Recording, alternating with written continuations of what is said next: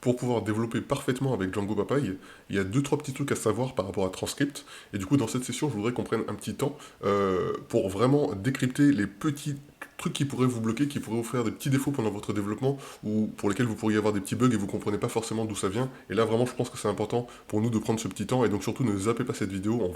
On va essayer de regarder un petit peu s'il y a des choses qui peuvent poser problème. Donc, pour l'instant, le package.json, je peux le fermer. On va revenir, nous, ici, sur le main.py.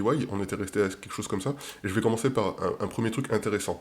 Donc, si vous avez fait un petit peu de JavaScript, vous savez qu'en JavaScript, vous savez d'abord que JavaScript, c'est je dirais, un langage qui n'est pas super robuste, quoi. Franchement, il n'est pas très très propre comme langage. Il a été vraiment, on dirait, des morceaux de code qui ont été rajoutés au fur et à mesure du temps pour pouvoir répondre à des besoins. Mais en réalité, le code en lui-même n'est pas super bien structuré. Donc, si on veut un code qui soit mieux structuré, on va avoir tendance à utiliser des langages un peu plus structurés, de type des langages orientés objets, mais vraiment plus costauds.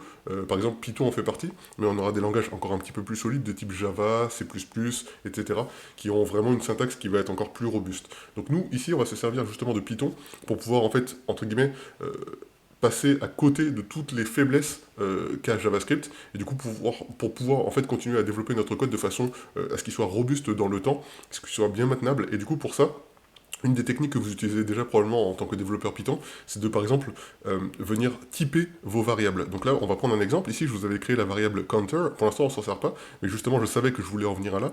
Et du coup, au niveau de la variable counter, au lieu de juste lui dire tu as une valeur de 0 ici, et donc du coup, cette variable-là va être typée sous format int, parce que du coup, sa valeur d'attribution, sa valeur d'initialisation est à 0, et bien on peut être beaucoup plus explicite et lui dire ici, en mettant deux points, int, lui dire explicitement je veux que ce counter, il soit de type int, pour integer, donc une valeur de chiffre entier, et je voudrais en plus de ça, que sa valeur d'initialisation soit 0. Alors, en faisant ça, je suis hyper explicite, c'est-à-dire que je dis d'une part que mon counter est de type int, et je lui dis que sa valeur d'initialisation est à 0, je m'explique, et je vous montre ce que ça fait pour ceux qui sont pas très à l'aise avec le Python à cette étape-là. Si j'avais voulu maintenant faire, par exemple, counter, et que je le type à int, et que je lui donne par exemple une valeur d'initialisation à Toto, eh bien ici, ça ne fonctionne pas. En tout cas, PyCharm est suffisamment intelligent ici pour nous dire « Je ne comprends pas ce que tu me demandes parce que tu me dis que tu expectes, c'est-à-dire que tu t'attends à avoir une variable de type int, et tu me donnes une variable de type str, donc une variable de type string à la place. » Donc là, ici, il me dit « Ça, c'est pas correct, en fait. » Donc, si on voulait compiler, en réalité, ici, ça marcherait. Mais nous, ici, l'avantage de PyCharm, et c'est pour ça que je vous ai dit utilisez bien PyCharm, c'est qu'ici, clairement, dès qu'on est en train de coder, au moment où on est en train de faire notre développement, PyCharm nous dit « Je comprends pas ce que tu es en train de me demander. Tu me dis cette variable est de type int, et tu me donnes et tu me donnes un string pour l'initialisation, ça n'est pas correct. » Donc du coup, bien sûr, ici, il s'attend à avoir quelque chose de type int, donc je pourrais lui donner par exemple une valeur de 20 à l'initialisation, il n'y aurait aucun problème, parce que c'est bien un int. Si par contre ici, je vais un peu plus loin dans mon code et que je reprends du coup cette variable counter et que je décide de lui passer la valeur maintenant Toto, donc ici je vais faire ceci de cette façon-là, alors ici, il va me dire, je ne comprends pas ce que tu me dis. À nouveau, tu me dis que tu t'attends à avoir une variable de type int et tu me donnes une string au niveau de la valeur de cette variable. Ça n'est pas correct. D'accord? Je précise que si ici je veux mettre par exemple 17, il n'y aura aucun problème. Lui, il va me dire ça c'est ok, je suis d'accord avec toi. Alors, ne tenez pas compte ici de cette information. Il me dit juste que j'ai redéclaré la variable counter un peu plus loin. Franchement, ne tenez pas compte pour l'instant de ça. C'est vraiment cette partie-là qui m'intéresse, la valeur de déclaration ici. On veut changer ce paramètre-là. Maintenant, si j'enlève ici ce int, je repars ici et je dis ici que je veux mettre Toto. Donc là, en fait, pour lui, il n'y a aucun problème. Il me dit, alors attendez, est-ce que vous voyez bien ce que je suis en train de mettre? Là, il me dit juste qu'il n'y a pas de nouvelle ligne à la fin, hop, je mets cette nouvelle ligne, il n'y a pas de souci. Là, ici, de la même façon que JavaScript est relativement faible, ici, Python devient faible parce que votre code est faible, vous l'avez mal codé. C'est-à-dire qu'ici, vous n'avez pas été hyper explicite sur que ce que doit être cette variable-là. Elle ne doit pas évoluer dans le temps. En tout cas, sa valeur peut évoluer, mais son type ne doit pas évoluer. Vous ne pouvez pas avoir un counter qui passe de 20 à Toto, ça ne veut rien dire, d'accord? Et donc, c'est la raison pour laquelle moi, en tant que développeur Python, j'ai tendance à être vraiment super explicite dans mon code et être vraiment hyper, genre à marteler que je veux que cette variable-là, ou ce paramètre, ou cet attribut, il est ce type-là. Donc là, ici, counter. Ici, typiquement, ce que je ferais, c'est que je ferais quelque chose comme ça, et si quelqu'un reprend mon code un peu plus tard et qu'il tombe sur la variable counter, qu'il essaie de lui imposer, qu'il essaie de lui donner une nouvelle valeur qui n'est pas de type int, et bien il sera prévenu ici, clairement, ça n'est pas de type int, ce que tu fais ici, c'est n'importe quoi. Ça, c'est un premier point que je voulais mentionner, et c'est une des raisons pour lesquelles je souhaite qu'on utilise Python, au lieu d'utiliser du JavaScript qui ne nous permettrait pas de typer notre variable. Donc bien sûr, si vous avez entendu parler de TypeScript, qui a été développé par Microsoft, et bien du coup vous avez la possibilité de typer vos variables et du coup d'ajouter à JavaScript les faiblesses qui lui manquent, mais en fait vous créez d'autres soucis à d'autres niveaux, et du coup je ne veux pas rentrer dans le débat autour de TypeScript, mais je vous recommande très fortement de rester pour l'instant sur Transcript avec du Python qui va vous permettre de rester dans le cadre dans lequel vous êtes habitué à évoluer, et à, encore une fois, devenir meilleur développeur à la fois sur du Python et devenir meilleur développeur sur le JavaScript en même temps. Et ça c'est un gros avantage que du coup nous permet Transcript, puisque du coup concrètement on est toujours en train de coder du Python, on s'améliore en Python, et en même temps on est obligé d'aller jeter un petit coup d'œil de ce qui se passe sur JavaScript pour du coup prendre vraiment les bonnes façons d'écrire du JavaScript, etc. Et donc c'est vraiment quelque chose de parfait. Donc pour rester sur cette idée du typage, on peut aller ici du côté de la variable, du côté de la fonction qu'on a créée tout à l'heure. On a créé une fonction lambda ici, donc l'équivalent de ce qu'on aurait eu en JavaScript, qui s'appelle une fonction fléchée. Donc ici, cette fonction lambda, on voit bien dans sa syntaxe qu'elle est écrite de la façon suivante. On passe du coup le paramètre lambda pour créer du coup une fonction lambda. On lui passe ici une valeur qui doit exister à ce niveau-là. Donc franchement, ne tenez pas compte de cette information, c'est plutôt lié à JavaScript. Ici, on sait que lorsqu'on va créer du coup un add event listener avec un clic, eh bien on sait qu'on va forcément passer un event. Ne tenez pas compte de ça, on reviendra dessus plus tard, ça c'est pas le plus important. Par contre, ce qui est important ici, c'est que ici on crée une fonction en Python, bien entendu, à laquelle on va passer un attribut ou bien un paramètre, suivant la façon dont vous voulez l'appeler, event. Donc on va lui passer cet event. Est-ce qu'on est capable de récupérer ici cet event? Parce qu'on n'a pas testé ça un peu plus tôt. Donc là ici je vais faire ou bien un print, et on va regarder ce que fait print avec event, et on va regarder un petit peu ce que fait ensuite autre chose. Vous allez voir que du coup, il y a des petites choses comme ça à savoir en Transcript, et donc avec Django PyPy qui vont vous aider par la suite. Ici je vais recharger la page, je fais un clic sur le plus, et là on voit que du coup on a bien été capable, alors bien sûr le compteur s'est incrémenté, hein, mais ici on voit que en cliquant dessus, on a été capable en fait de récupérer ici un event, et qui va être de type object pointer event. Alors, qu'est-ce que ça veut dire que ça? D'abord il nous dit que c'est un objet, bon certes ok c'est un objet, et il nous dit un pointer event. À quoi est-ce qu'il fait référence quand il dit pointer event là? Qu'est-ce que ça veut dire que ça? Eh bien ça veut dire que lorsqu'on vient faire un clic sur ce bouton, il nous dit que c'est bien, vous voyez, si je viens ici faire un clic là-dessus, c'est bien avec mon pointer, c'est bien avec ma souris que je viens de faire ce clic-là. Donc il nous dit, j'ai bien reçu un événement de souris, un événement de clic de souris. C'est pour ça qu'il nous appelle ici ce truc-là pointer event. Mais si vous avez remarqué, ça ne me renseigne pas plus que ça. C'est-à-dire que je sais, ok, qu'il y a eu un clic de souris, je sais que c'était un truc de type pointer event, mais j'aimerais peut-être avoir plus d'informations que cela. Eh bien, lorsque vous êtes en train d'écrire, du coup, avec Transcript, et du coup, avec Django PyPy, il serait peut-être plus intéressant, plutôt que d'utiliser ici la syntaxe purement Python de print, d'utiliser ici une syntaxe plus orientée JavaScript qui s'appelle console.log, pour ceux qui connaissent le JavaScript, et qui va tout à fait être acceptable ici pour Python, il n'y a aucun problème, hein, d'accord? Ici, je peux écrire ce console-log parce que j'ai importé ici, depuis mes shards, toutes sortes d'éléments qui me permettent ici de récupérer du console.log. Donc je vais faire tout simplement ici recharger la page, et je vais regarder un petit peu ce qui se passe cette fois-ci, à partir du moment où je vais changer ce print pour du console.log, et on va regarder un petit peu ce qui se passe. Je clique là-dessus, et là, qu'est-ce que j'ai cette fois-ci? Alors je retrouve ici mon event, donc c'est bien ce que j'ai marqué moi ici, et ensuite, à droite de ça, ce que j'ai ici, c'est toujours le pointer event, mais si vous faites bien attention, il y a beaucoup plus d'informations à présent. Donc par exemple, si je peux déplier ici ce pointer event, je vais voir que j'ai énormément en réalité de paramètres qui sont disponibles. Je peux même aller jusqu'à retrouver des informations qui sont liées, par exemple, je sais pas moi, à la view, avec le window dedans, etc. Bon bref, il y a un paquet d'informations qui sont liées à JavaScript. Donc pourquoi est-ce que je vous dis ça? Parce qu'en fait c'est important de comprendre que lorsque vous êtes en train d'écrire du code en Transcript, et du coup via Django PyPy, vous êtes en réalité, vous espérez à terme pouvoir transpiler du code que vous avez écrit proprement en Python vers du code qui sera écrit proprement en JavaScript. Donc du coup, ce que vous devez vous dire à ce niveau-là, c'est que si vous voulez juste avoir une petite information visuelle très rapide, le print sera bienvenu parce que du coup, il vous permettra d'avoir une information rapide. Mais si vous voulez vraiment avoir une information super détaillée, surtout si vous voulez l'avoir dans votre console ici, eh bien, il serait intéressant que les logs que vous faites apparaître ici soient vraiment fournis par le JavaScript. Et donc du coup ici, utilisez plutôt la syntaxe console.log quand vous voulez vraiment avoir des précisions. Si vous voulez une petite information rapide, le print ira très bien, mais si vous voulez des précisions, console.log sera bienvenu. Donc ça, c'était un petit aparté par rapport à cet élément event qu'on peut récupérer sur à peu près n'importe quel event listener. Deuxième aparté, et celui-là qui est plus important, qui est plus lié à notre code à nous, en tant que développeur, et qu'il faut absolument comprendre. Ici, si vous êtes en train d'écrire une fonction, et que vous êtes encore une fois un bon développeur en Python, vous êtes sans doute à même d'écrire une fonction avec des paramètres et des attributs auxquels vous allez passer un type. Donc du coup, moi, par exemple, lorsque j'écris une fonction, je vais avoir ici, par exemple, mon premier paramètre, donc là, ce paramètre-là m'est déjà donné, et je vais vouloir, par exemple, un second paramètre qui va s'appeler, par exemple, je sais pas moi, disons mon chiffre, mon underscore chiffre, et bien hop là, si j'écris correctement, c'est mieux, chiffre, Et je vais dire que ce paramètre, donc j'ai la possibilité de l'écrire comme ça, tout simplement, et de venir ici lui passer une certaine valeur, mais j'ai aussi la possibilité, si je suis un bon développeur Python, de venir encore une fois le typer. Et je sais que mon chiffre ici, ce sera de type int. J'ai le droit de faire ça en Python, et non seulement j'ai le droit de le faire, mais je vous recommande très chaleureusement d'apprendre à utiliser cette méthode-là si c'est pas déjà le cas. Parce qu'en fait, plus votre code sera précis, explicite, moins vous éviterez, enfin plus vous éviterez les défauts, en fait, les petites erreurs qui peuvent arriver lorsque on n'est pas forcément attentif, ou à terme, plus le code de grossit, plus vous avez besoin d'avoir un code qui soit bien robuste, et du coup ici, le fait de typer votre attribut ou bien votre paramètre, ici, c'est toujours une bonne chose. Donc moi, personnellement, c'est ce que je fais tout le temps.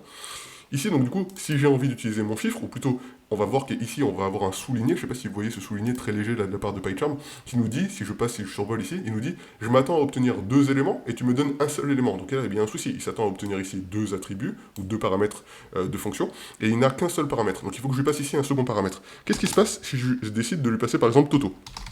Donc je lui passe Toto, et là il me dit, évidemment, il me dit, je m'attends à obtenir ici une variable de type int, et tu me passes une variable de type string. On en a déjà discuté lorsqu'ici on était sur le counter. On va pas revenir dessus, mais vous voyez l'idée. Donc ça c'est un gros avantage. Maintenant je peux lui passer par exemple, je sais pas moi, 3. Donc ça, ici, ça lui crée pas de défaut, bien entendu. Là, il est tout à fait OK avec ça. Il me dit, il n'y a pas de souci, c'est nickel. Alors là, il me dit juste que, comme c'est une fonction, il veut 2 lignes au-dessous. Pardon, excusez-moi. Il veut 2 lignes au-dessous ici.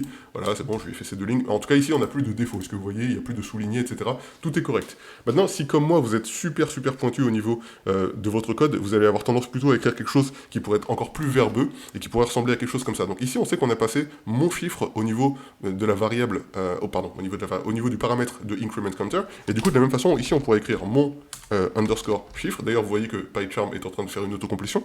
Donc mon chiffre, si je l'écris mieux, c'est bien. Hop, et je pourrais lui donner mon chiffre est égal à 3. Donc ça, en Python, c'est tout à fait correct. Hein. La syntaxe ici est tout à fait correcte, il n'y a aucun problème. On a le droit d'écrire ça comme ça. C'est même quelque chose de recommandé d'un certain point de vue. Sauf si vous voulez avoir un code qui soit un peu plus léger. Auquel cas, vous n'avez pas besoin d'écrire ici mon chiffre. Pourquoi? Parce qu'en fait, ça, c'est c'est un paramètre nommé. C'est un paramètre qui possède déjà un nom. On lui a donné explicitement le nom mon chiffre. Et du coup, on voudrait tout simplement rappeler ce paramètre en ayant ici mon chiffre. Eh bien, on a le droit de faire ça. D'accord? Alors, le problème, c'est que si jamais vous faites ça en transcript, et du coup avec Django PyPy, eh bien vous risquez d'avoir parfois un souci. Et c'est le parfois ici qui est important, parce que parfois vous risquez de ne pas avoir de soucis, mais lorsqu'il y a un truc qui parfois fait des soucis et parfois ne fait pas de soucis, j'ai tendance à vous dire, évitez de prendre un risque. Donc pour ma part, en fait, ce que j'ai vu avec Transcript, c'est qu'en fait, il aime pas trop qu'on lui passe ici des paramètres nommés. Et il y a une raison en fait assez logique à ça. Si vous vous rappelez, un peu plus tôt dans le cours, je vous avais dit, le développeur de Transcript a été super explicite sur le fait qu'il voulait une version 3.9 de Python. Pourquoi? Parce qu'elle est très proche de la version, par exemple, pour ceux qui connaissent un peu JavaScript, ES 2015, ES 2017 ou bien ES 5, ES 6. Et ces versions de JavaScript sont les versions de développement de JavaScript relativement standard, entre guillemets, comme nous, par exemple, pour les développeurs Python, on a Python 3.9, 3.10, 3.11, etc. Et bien, eux, ils ont ES 15, ES 2015, ES 2017, etc., ES 5, ES 6. Et donc, du coup, la version 3.9 de Python est très proche de ces versions de JavaScript, et du coup, c'est même la plus proche. Donc, ce qu'a voulu le développeur ici, c'est avoir un code qui nous permette, nous, en fait, d'avoir le moins d'écart entre ce qu'on fait en Python et ce qu'on veut obtenir en JavaScript. Or là, en JavaScript, on n'a pas la possibilité, encore une fois, parce que JavaScript est un langage faible, hein, on n'a pas la possibilité ici de venir, encore une fois, typer nos variables. Non seulement on ne peut pas les typer, mais en plus, on ne peut pas y faire appel explicitement lorsqu'on fait appel à une fonction. Donc là, typiquement, le fait de faire appel à une variable nommée, à un paramètre nommé, un paramètre nommé dans une fonction, bah, c'est quelque chose qui n'est pas possible en JavaScript. Et du coup, sachant que ce n'est pas possible en JavaScript, je vous invite fortement à juste faire ça. C'est-à-dire à rester sur du Python pour le coup un tout petit peu plus faible. Vous aurez quand même ici, si jamais vous avez un souci, le fait que ici on est bien sur des paramètres qui sont non seulement nommés, mais en plus qui sont, en ordre, c'est-à-dire qu'ils ont un ordre. Ici, on sait que celui-là, c'est le premier paramètre, celui-là, c'est le second paramètre. Par exemple, si j'essaie d'inverser ça et ça, vous allez voir que ça sera aussi reconnu comme étant quelque chose de bizarre, c'est-à-dire il va nous dire, mais je comprends pas à quoi tu fais référence, ça n'est pas correct. Alors, ok, d'accord, comme par hasard, celui-là, il le reconnaît pas. Mais en gros, généralement, vous verrez que ça marchera pas, et il faudra bien que vous ayez, du coup, vos paramètres qui soient dans le bon ordre, et du coup, tout fonctionnera correctement si vous faites ça. Ici, on voit que l'élément est en train de recharger, je reviens ici, je recharge, je fais plus. Ici, tout fonctionne correctement. Je peux aussi, bien sûr, récupérer ici, cette fois-ci, mon chiffre. Donc si ici, je fais un console log de mon chiffre, donc mon chiffre, tag, 2 points, je passe à la ligne, enfin je continue, mon underscore chiffre, je regarde ici après que ça ait fini de compiler, ça a fini de compiler, je recharge, je vais cliquer sur le plus, et bien sûr j'arrive à obtenir ici le paramètre mon chiffre, puisque en toute logique, je l'ai passé ici, c'est normal que je puisse le récupérer du côté de ma fonction. Donc tout est correct, mais je pensais que c'était important pour de bien vous expliquer ici que le fait de passer ça avec un paramètre nommé, c'est pas forcément la meilleure chose à faire quand vous utilisez du transcript. Donc gardez ça à l'esprit pour vous éviter 2-3 bugs. Et j'ai un dernier truc dont je voudrais vous parler. C'est la chose suivante.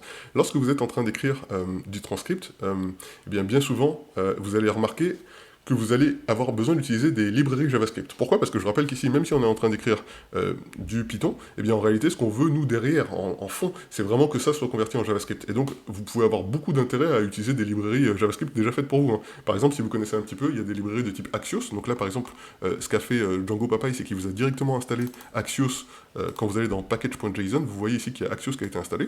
Donc là, vous pouvez directement utiliser Axios. Comment est-ce que ça se fait? Eh bien, si vous regardez bien, Django Papaye vous avez créé ici dans T-Logic Shared Utils un fichier qui s'appelle requires.py, et dans ce requires.py, il a notamment ici importé Axios, mais aussi cookies, etc. Alors, pourquoi je prends un petit temps encore une fois pour vous expliquer ça? Parce que je pense que c'est important que vous ayez une idée, une bonne vision en fait de ce qui se passe en réalité. Plutôt que juste être capable d'utiliser le truc, mais un jour vous serez bloqué. Donc en fait, là, qu'est-ce qui se passe en réalité? Pour ceux qui connaissent encore une fois un petit peu JavaScript, vous savez qu'il y a deux façons en fait d'écrire l'équivalent de ce que nous on fait ici. C'est-à-dire que si nous on veut importer une librairie en Python, eh bien on va faire un from import ou bien on peut faire directement import d'accord? Eh bien, il y a une autre façon, il y a une façon pour la partie JavaScript d'écrire ceci. Donc la façon la plus standard, celle qui est la plus vieille, mais aussi la plus standard qui marche tout le temps, qui est celle qui est utilisée sur Node.js pour information, c'est celle qui utilise ici le require. Donc le require, c'est vraiment la version standard.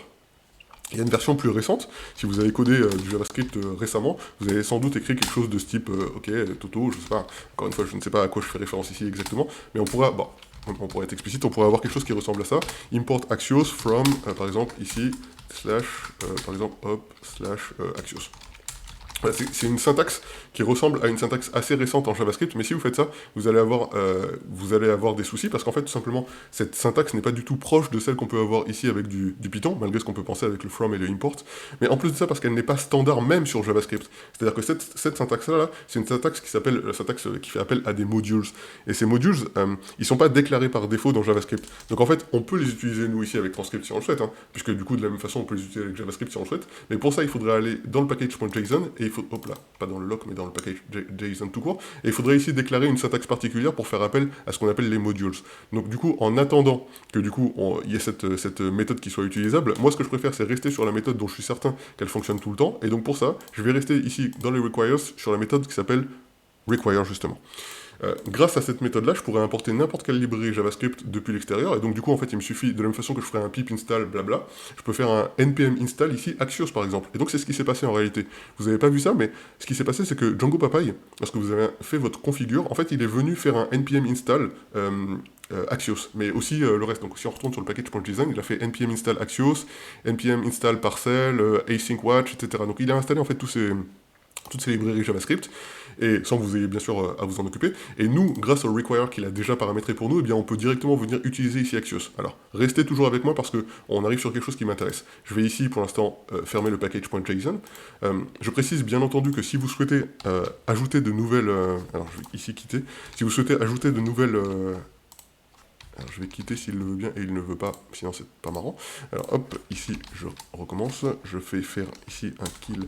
Ne vous embêtez pas pour l'instant avec ce que je suis en train de faire, je vous explique un peu plus tard. Ici je vais faire donc du coup, si j'ai besoin d'apporter de nouvelles librairies JavaScript, donc ce que je vais faire c'est que je vais par exemple aller sur npm, donc je vais ouvrir ici... npm. Ici, je vois que j'ai npm, l'équivalent de pip, et ici, je peux chercher par exemple Axios, et en faisant Axios, en cliquant dessus, et bien de la même façon que ce que j'ai fait avec le npm install, ce que j'ai fait avec le pip install Django Papaye, et bien je peux faire ici npm install Axios. Donc j'ai la possibilité ici de copier cette ligne-là, et de venir faire ici CTRL-SHIFT-V, ici CTRL-SHIFT-V, excusez-moi. Hop, je copie et je fais CTRL-SHIFT-V.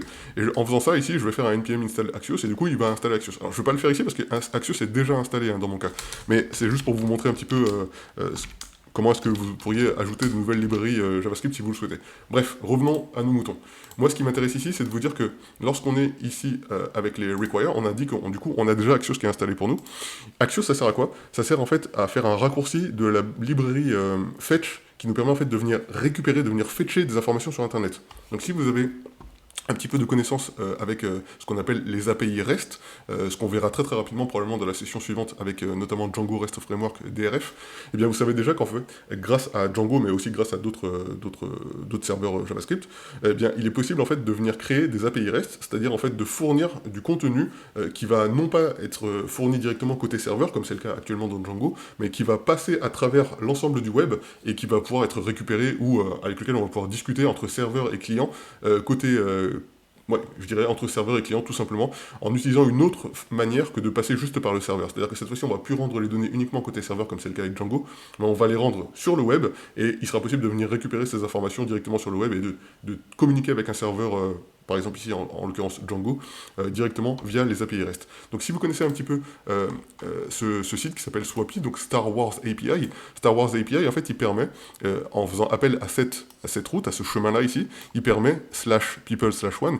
il permet en fait de venir récupérer tout simplement de la donnée. Et cette donnée, quand on est sur des API REST, elle est fournie sous un format qui s'appelle le JSON. Donc JSON, ça veut dire, je crois, JavaScript Notation Object ou quelque chose comme ça. Peu importe, l'idée c'est juste que c'est un format qui est extrêmement compressé, qui est le plus petit possible pour être disponible le plus rapidement possible à partir d'une demande, et en fait il nous permet sous la forme d'un format qui est très proche du texte, mais en fait vous voyez aussi que ça ressemble quasiment comme deux gouttes d'eau à un dictionnaire, et ça va nous arranger pour écrire du Python, et bien en fait on va pouvoir faire transiter des données sur le web avec un format très léger et très rapide du coup au niveau des données à transférer. Alors si vous n'avez pas déjà installé ce logiciel qui s'appelle Postman, je vous invite à aller ici sur Postman, vous allez sur Postman, ici vous cliquez, vous allez sur Download, donc si vous êtes sur Windows, vous cliquez Windows, Mac. Si vous êtes sur Linux, je vous invite à l'installer avec des Flatpak. Et si vous avez un souci après l'installation sur Linux, vous me laissez un petit commentaire dans la formation sur Udemy, et je vous expliquerai comment faire pour résoudre le petit souci que vous pourriez éventuellement avoir sur Linux. Donc n'hésitez pas sur Udemy, vous me laissez le petit commentaire sous la vidéo, d'accord?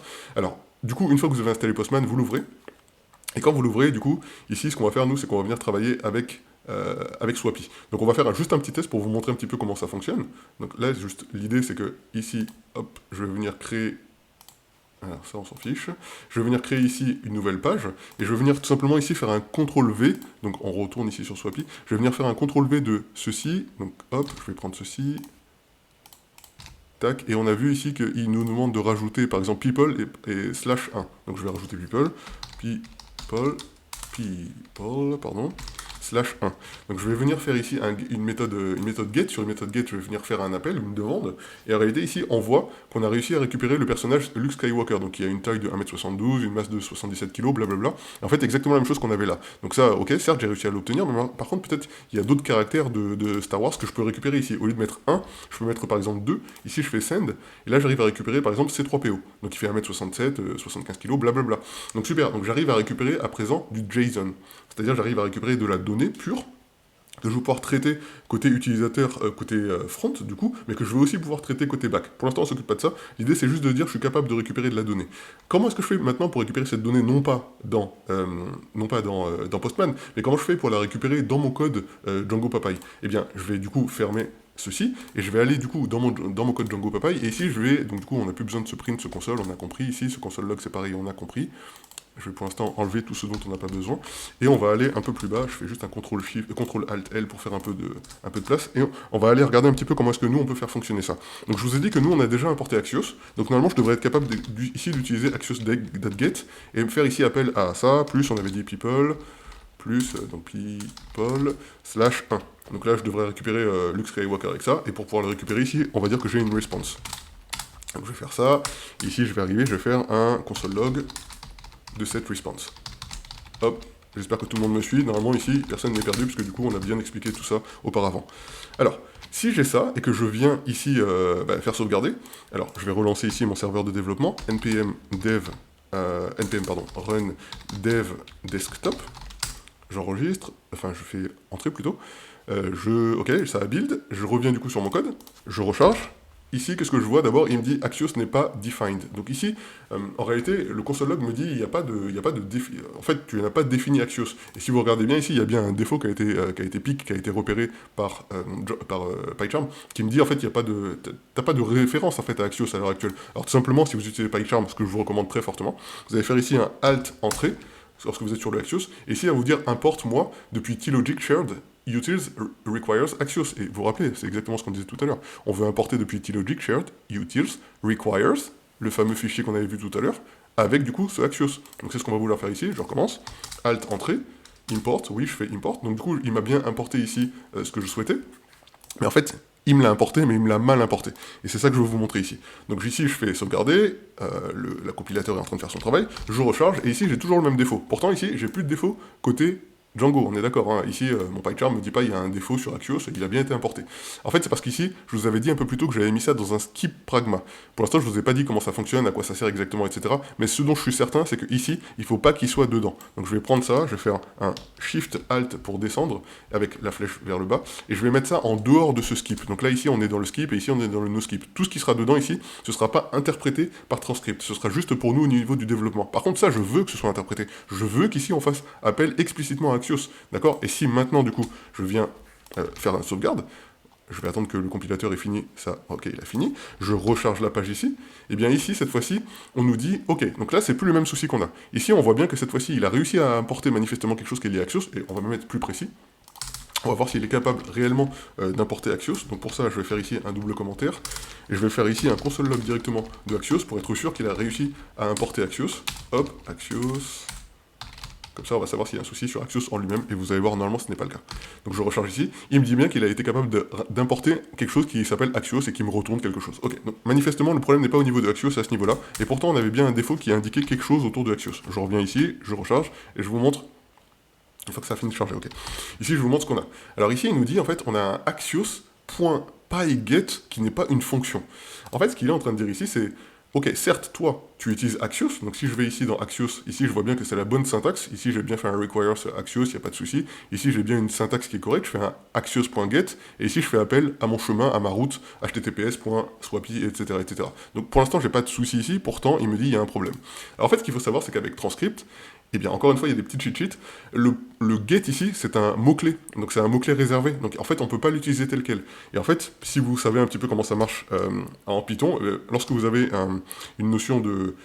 Comment je pourrais vous dire ça? Lorsque vous avez quelque chose qui peut être appelé sous forme de point quelque chose, vous pouvez aussi souvent l'appeler sous forme de dictionnaire de cette façon-là, en faisant appel, du coup, au même élément, mais entre guillemets, dans une liste, en fait, entre guillemets. Mais en réalité, c'est pas une liste, hein. Là, je fais appel, en fait, à la valeur, à la clé du dictionnaire. Donc, en fait, c'est comme si, ici, je disais axios.get, sauf que je n'écris pas .get, et du coup, Transcript ne va pas venir dire, ok, mais attends, c'est un mot réservé get, en fait. Là, ici, pour lui, il n'y a pas de mot réservé, c'est juste, je suis dans un dictionnaire, je fais appel à la clé, et je lui donne, du coup, une certaine valeur. Donc, du coup, ici, si je fais enregistrer, je reviens, du coup, sur ma page, je recharge ici. Ici, j'ai pas de défaut, mais par contre, j'ai pas de valeur. C'est-à-dire qu'ici, j'ai une réponse. Donc, on se rappelle que ici, je fais appel à mon console log pour voir quelle est la réponse. Et moi, je m'attends à obtenir ici Luke Skywalker, blablabla. Sauf que du coup, ici, j'ai pas cette information. Alors, je vais déplier pour être sûr que je l'ai pas.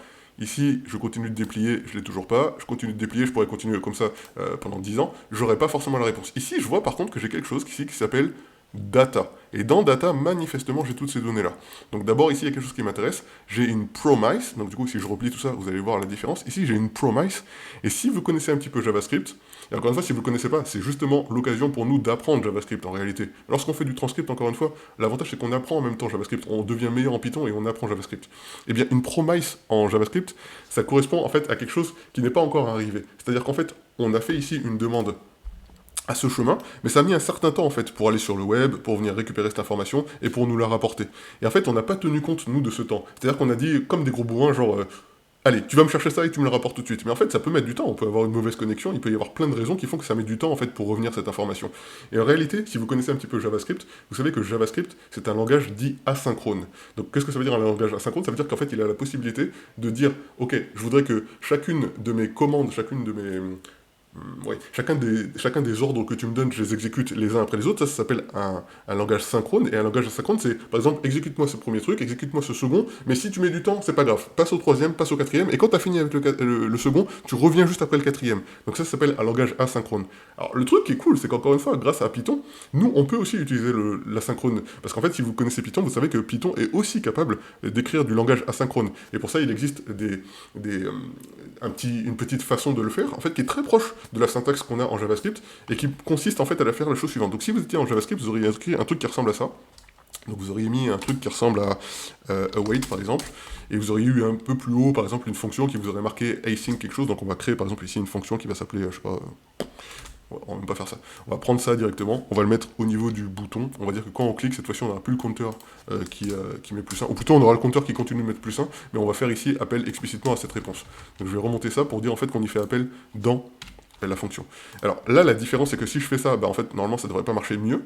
J'ai juste en fait déplacé mon appel et ma réponse dans la fonction. Donc pour ça, en fait, si je recharge ici, j'ai rien forcément. Il faut que j'attende de cliquer dessus. Et quand je clique ici, il me dit await n'est pas defined. Qu'est-ce qu'il entend par await n'est pas defined?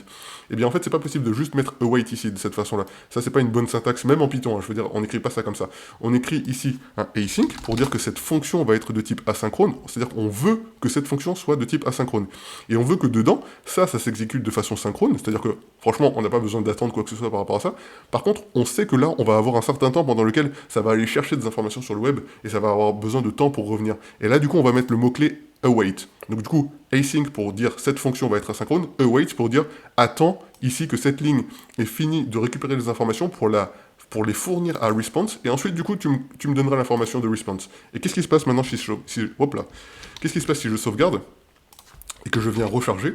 Alors là, on va voir s'il y a une petite différence. Je clique ici sur le bouton, et là, j'ai une grosse différence. D'abord, je n'ai plus de défaut comme c'était le cas tout à l'heure. Deuxième chose, j'ai plus de promise, c'est-à-dire j'ai pas de trucs qui sont en attente de... J'ai pas de promesse qu'un jour je vais obtenir quelque chose. Et troisième chose ici, j'ai une valeur data. Est-ce que vous voyez? Donc j'ai data, quelque chose qui m'est donné entre, manifestement... Bon, là, il nous dit c'est un objet, mais en fait, nous, on pourrait considérer que c'est aussi un dictionnaire en Python.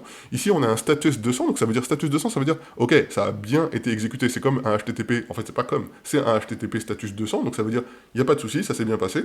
Ici, on nous donne des headers, on reviendra dessus plus tard, mais par contre, on nous donne ici une data. Donc si je déploie ça, je vois bien ici une data, avec ici le name, Luke Skywalker, le height, 1m70, 1m72, 77 kg, blablabla.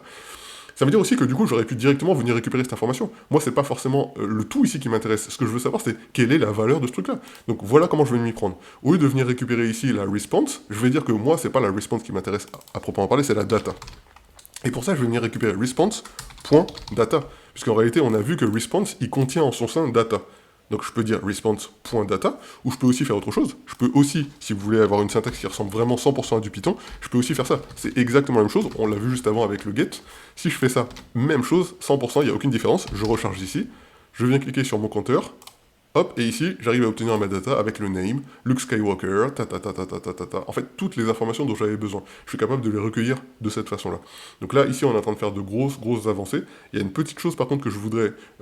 une petite habitude que je voudrais que vous preniez dès à présent, c'est l'idée qu'en fait, vous n'êtes jamais sûr en fait qu'il ne va pas y avoir un souci entre le moment où vous pensez vous obtenir une réponse et par exemple, je sais pas, il y a eu une coupure internet, etc. Et du coup, vous n'avez jamais obtenu cette réponse. En réalité, ce que vous allez faire à ce niveau-là, c'est prenez l'habitude de faire ça. En tout cas, c'est de faire un if response.status. On a vu tout à l'heure hein, qu'on est capable d'obtenir un status est différent de 200. Donc si on n'a pas été capable d'obtenir ici un status qui est égal à la valeur 200, et tout à l'heure on a vu qu'on a obtenu une valeur 200 quand tout se passe bien, si c'est différent de 200, je vais faire return. Qu'est-ce que ça veut dire ça? Pour ceux qui connaissent un peu Python, ça veut dire que je vais sortir en fait de cette fonction. Si jamais le status n'est pas 200, je veux sortir de cette fonction. Je pourrais aussi mettre ici tout simplement un print, la fonction, je sais pas, la réponse est incorrecte.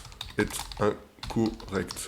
Par exemple, je peux faire quelque chose comme ça. Je peux même, ici, si je veux être encore plus précis, je peux donner ici response.status pour savoir exactement quel est le statut de cette réponse. Par exemple, un statut HTTP status 400, ou ce genre de choses-là. Et du coup, je vais quand même, à la fin, sortir de cette fonction et ne pas exécuter tout ce qui va suivre dans la fonction. Donc ça, c'est une bonne habitude si jamais vous avez eu un souci sur votre requête HTTP, sur votre requête JSON, et bien du coup, vous allez quand même ici ne pas rester dans le flou et ne pas espérer indéfiniment obtenir quelque chose. Vous saurez qu'il y a eu un souci, qu'on n'est pas parvenu à obtenir ici une réponse 200, et donc on quitte directement cette fonction, et c'est une bonne habitude à prendre, ça nous permet ensuite de gérer mieux en fait des try except, des erreurs, etc. qu'on pourrait être amené à découvrir tout au long de notre développement. Donc voilà un petit peu ce que je voulais vous montrer, ça a pris du temps, mais je pense que c'est super important pour vous d'avoir la vision globale, de bien comprendre comment tout ça fonctionne, tout ce qui se passe en fond, tout ce qui a déjà été créé pour vous, un petit peu comme Django. Des fois, vous prenez Django et vous êtes en mode genre, waouh, ça fait des trucs de fou, mais je comprends pas exactement ce qui se passe en fond. Eh bien, moi, je prends le temps de bien vous décortiquer tout ça. Pour Django Papa, on a fait la même chose qu'on aurait fait pour Django. On prend le temps de bien regarder un petit peu dans le fond réellement ce qui se passe et que vous puissiez, vous, devenir des power users, que vous deveniez complètement à même de gérer votre propre code, de rajouter autant de packages NPM que vous voulez, d'être capable de venir faire des imports avec la fonction fonction require, etc. Bref, que vous compreniez un petit peu comment tout ça fonctionne. Juste après, je voudrais quand même vous montrer le principe du skip et du no skip, donc du coup on se retrouve pour la vidéo juste après, et après on verra un peu plus loin où est-ce que ça nous mène. Allez, à plus tard, ciao ciao.